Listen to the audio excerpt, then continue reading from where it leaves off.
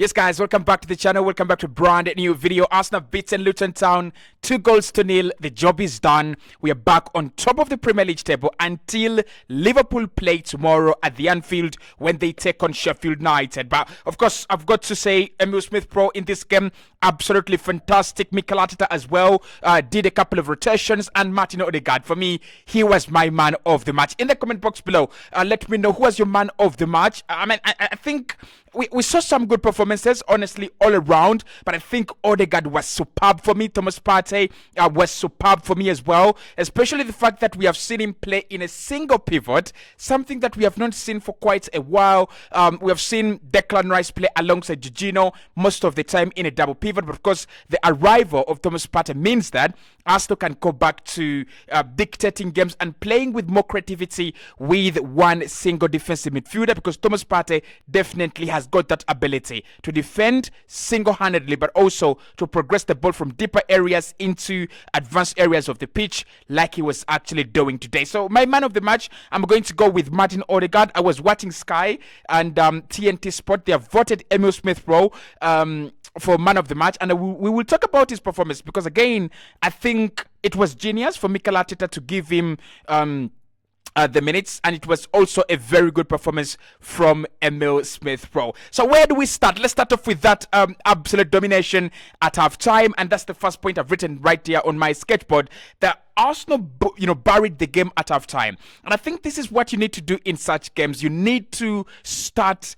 at high levels of intensity. You need to start with high levels of energy in such games so that you can bury them and then you can rest a little bit better. Now, I'm not really sure if, having possession and, looking for more goals tires the team more than actually looking for the ball when you're out of possession. I'm not really sure, but I think the job was done at halftime. The moment Arsenal got that second goal, it was over. And Luton Town, when they came back in the second half, they tried to play, they tried to come back in the game, but at the back of their minds, you could see the game had already escaped away from them. And of course, they knew that Arsenal could, just take this game away from them. It could become 3-0, it could have become, 4-0, 5-0, but they played in a way, especially in the second half, that didn't allow us to disrespect them and blow them out of proportion. They tried to get back into the game. They tried to maybe get a consolation goal, which they eventually didn't. But what I liked about the performance is that first half performance. You will look at the statistics and you look at the performance from the first half and the second half. They were very, very different. Arsenal were all over Luton at half time. We were all over everywhere. Odegaard was spinning around, doing all these crazy things. The same as Emile Smith-Rowe and Leandro Trossard. In the second half, it looks like Mikel Arteta told the boys to slow down. And it is not a bad thing at all. Yes, I want us to score as many goals as we can to, make that goal difference better, because Liverpool tomorrow, by any means, have the ability to hit 4 or 5 past Sheffield United at the Anfield. And that won't be very, very good news, right? But I like the way we buried the game at halftime, and I hope we can bury games, at halftime even more. Brighton, Aston Villa, Wolverhampton Wanderers, those games that are actually coming up, and you think Arsenal have a much better advantage to win them, I pray and I want us to win them, at half time. Just get the job done at half time. The second half was a little bit harder to watch, in my opinion. If you're these desperate Arsenal fans that really want the team to win as quickly as possible and to be in absolute control all the time, the second half was a little bit harder to watch for you. And the reason why is, look, you look at the substitutions Mikel Arteta made, bringing on Tomiyasu, that is defensive, bringing on Declan Rice to allow more control in midfield, and also bringing on Jorginho to allow more control in midfield. So all the substitutions meant one thing, apart from the Edin Ketia one. They meant that Mikel was not really trying to go and push for more goals. He was actually contented with what the team had done, and he was trying to protect that 2-0 victory. You get a clean sheet, 2-goal advantage, you move on to the next game, because the next game is coming on Saturday at exactly, I think it will be 8:30 p.m.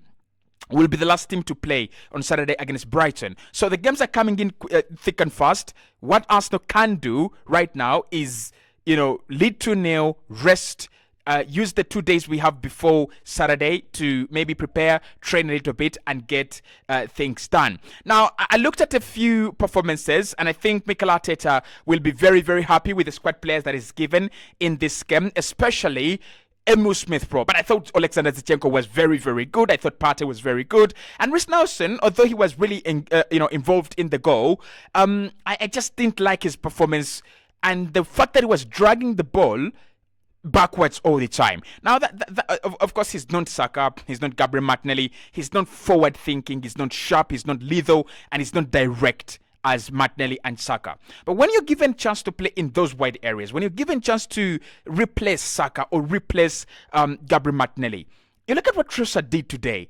You try to affect the game going forward. You try to penetrate the opponent. You try to do things going forward. I didn't actually see that. I saw a Reiss Nelson that was very conservative. Again, that could be coming from Mikel Arteta. Don't take a lot of risks. Try to play as a team.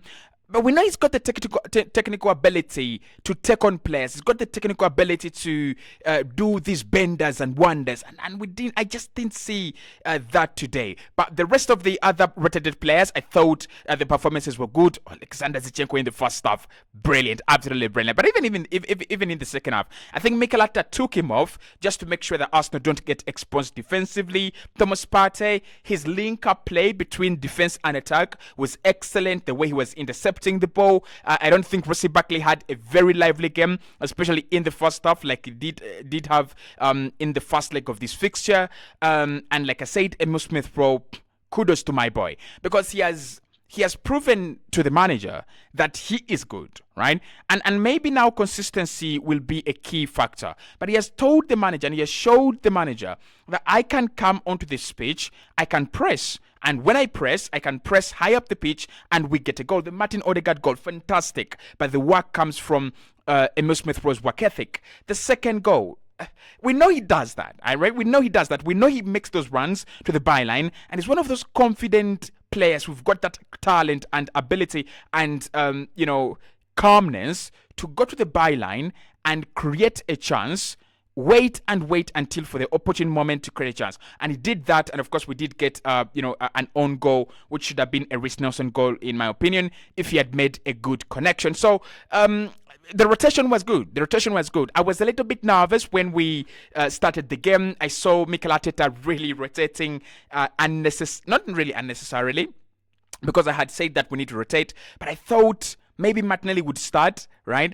But when I saw Emil Smith-Rowe, and then I saw Partey, and then I saw Zinchenko, and then I saw Reiss Nelson, I was a little bit, I was frightened a little bit. But of course, Mikel Arteta did get it spot on.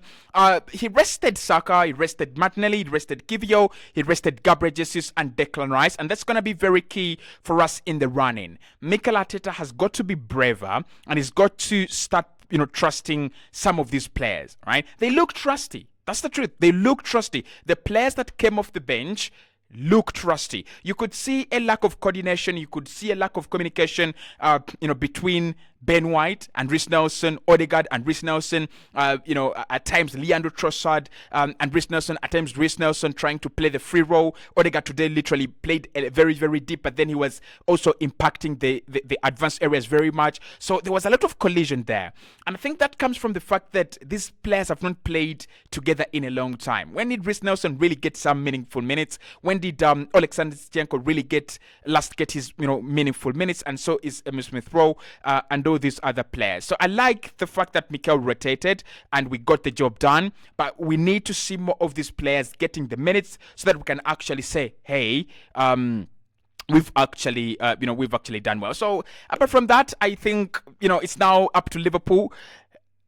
Listen, Liverpool, they will beat Sheffield. I don't want you guys to go out there and say, hey, Cossy thinks that, Arsenal have a chance against Liverpool. Sheffield have a chance against Liverpool. It could be, right? I'm not saying it can't be. It could be. But I still think Liverpool built Sheffield. Just like I thought Manchester City would get disappointed by Aston Villa. I think I was wrong. They are leading 3-1 by right now, and that game is already buried. So it looks like we have to win our games, right? We have to win our games and then pray that Liverpool, one of these weeks, one of these days, drop points. Because if they don't, then we might actually get to the end of the season when we are, still waiting for a drop in points. But anyway, good job done. We speak again during the previews for Bayern and Brighton. Can you imagine?